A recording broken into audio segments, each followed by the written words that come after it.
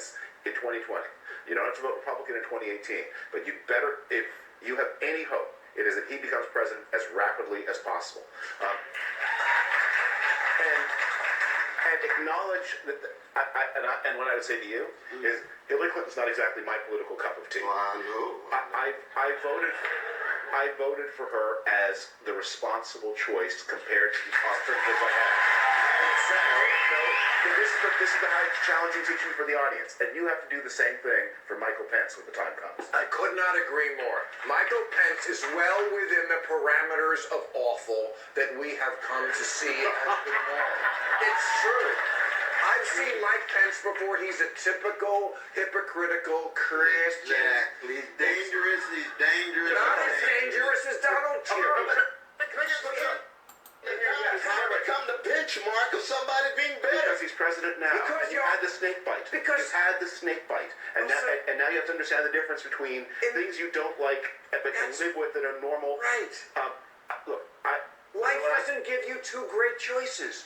Adults choose the better. Brother, there is no great one. I live in New Jersey. If I had voted for Hillary Clinton, it would have made a whip of difference because she needed to win Wisconsin. She needed to win Ohio.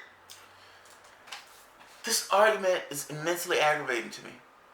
Immensely aggravating. It pisses me off. If I have to be honest, it's pissing me off. These guys are terrified. If I'm not mistaken, that other guy was a Republican, and he's out here shilling for Hillary Clinton. He's embarrassing. You're embarrassing to your party. You're an embarrassment to your party. You're literally out here shilling for Hillary Clinton, and you're a Republican. And then he's saying, hey, we need to put Pence in that office. And Bill Maher's like, yeah, we need to put Pence in that office. He wants to put Pence in that office because he doesn't like Trump. He's a Republican. He's a Republican. And even Bill Maher, sad and pathetic. Yeah, we need Pence. We need Pence. Liberal Bill Maher is talking about we need Pence, a religious zealot in that office. That's what he's talking about. And he's talking about somebody being a hypocrite. You gave Obama $1 million. You gave Obama $1 million. You're functioning as a Democratic operative in that sense. That's all you are. You're a biased Democratic shill. Just based on how you operate, you're being a hypocrite. You never bring up the stuff that Democrats do. You always want to talk about Republicans. That is the epitome of hypocrisy. You're ridiculous. You're ridiculous. This conversation is ridiculous and lacks any level of context. So let's give context. If you put Hillary Clinton in office. Now, off the bat, I already said, I think she would have started a war. Bake that into cake. Let's say she didn't start a war. Let's even take off foreign policy. You're talking about domestic policy because ultimately these guys are just terrified. What do you think you're going to get accomplished? I am a radical. I'm a radical. I am a leftist. I am far to the left in most. I would imagine Cornell West is probably somewhere along the same lines. From the relative perspective, you look out and you say, okay, what is going to tangibly change with Trump? What is going to tangibly change with Hillary? I don't see much. I don't see much. We've just had 8 years of the prior president. I didn't see much. I did not see much. So what is my expectation for Hillary getting in that office? I understand they're terrified of Donald Trump. I'm just missing what they're terrified of in comparison to Hillary or Obama. Is Trump going to murder civilians? Yes, Trump is going to murder civilians. Did Obama murder civilians? Yes. 90% of the people Obama shot were civilians or murdered were civilians. Okay, that's the same. Is Hillary Clinton going to punish Wall Street? No, she's not going to punish Wall Street. Obama essentially came in, gave him a pass. Crashed the economy, cost trillions of dollars to the economy. We gave the banks something like $16 trillion based on the behavior of Wall Street. Obama did squat. Obama did squat. Are we to believe that Hillary Clinton would have did something on that? No, she wouldn't have. The thing is like one issue after the next. Even if you're talking about domestic policy, you're trying to make this case that Hillary Clinton was better. I'm saying she was not. Not because she wouldn't have been less gross or her mannerisms would have been less gross. I'm making this point that the ills that this country is facing is to the point when you can't have just, what's the word I'm looking for? This idea of minor changes. We're beyond that. We're beyond that. We're not at the point, the soothing thing of, God damn it, I can't think of the word for it. Incrementalism. We're beyond incrementalism. I get it. It's soothing. Bill Maher likes it. His life is going ultimately well. He slings jokes for a living. Hey, I'm sitting on a show slinging jokes. My world is great. I want Hillary Clinton in office. That's good for you. That's not good for everybody else. That's not good for everybody else. So, here's the problem. And here's why, and another reason why Trump is better. Right now, you have Democrats losing their shit. Completely losing their shit. These robots going around.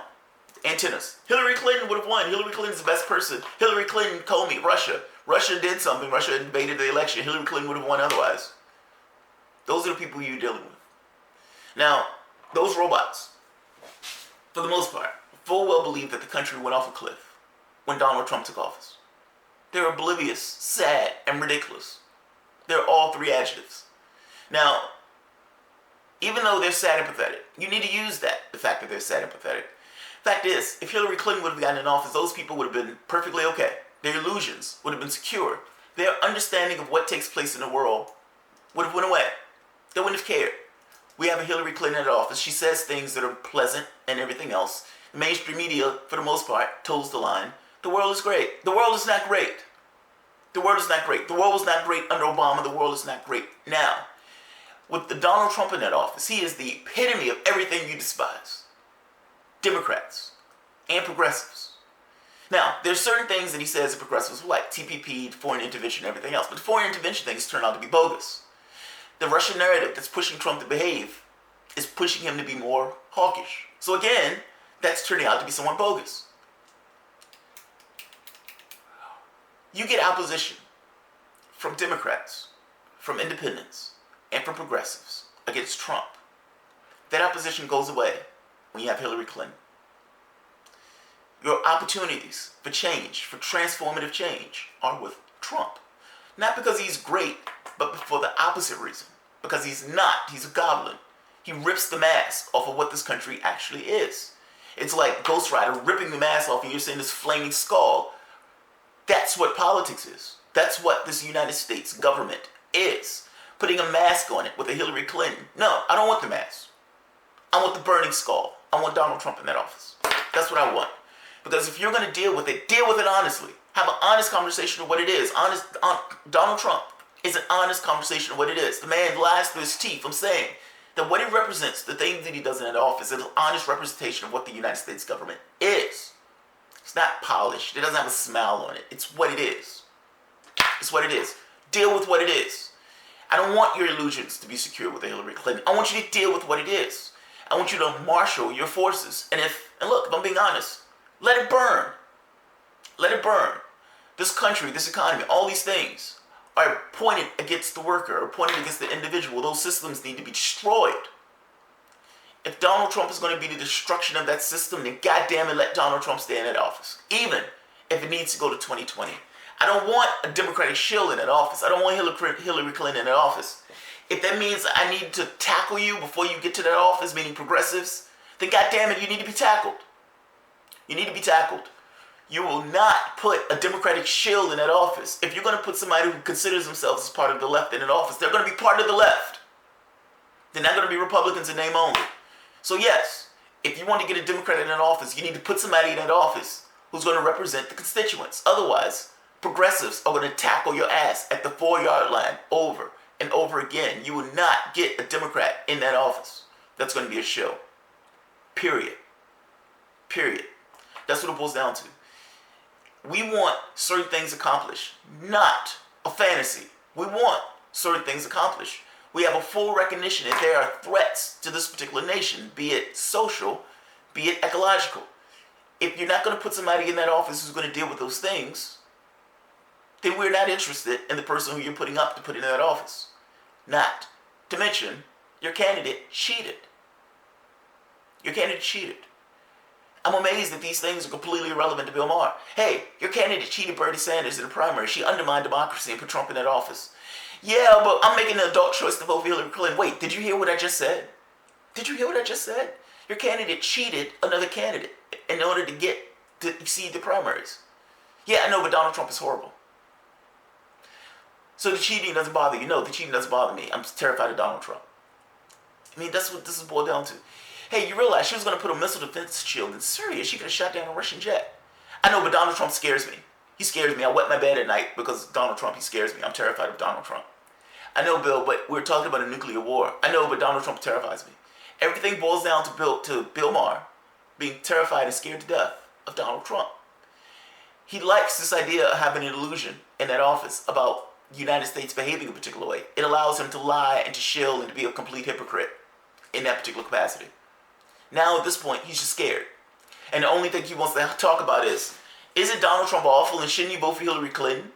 Shouldn't you vote for Hillary Clinton? No. I'm going to answer definitively for all progressives. No. You're wrong. You're wrong. You don't know what you're talking about. You don't know what you're talking about. Have me on your little show.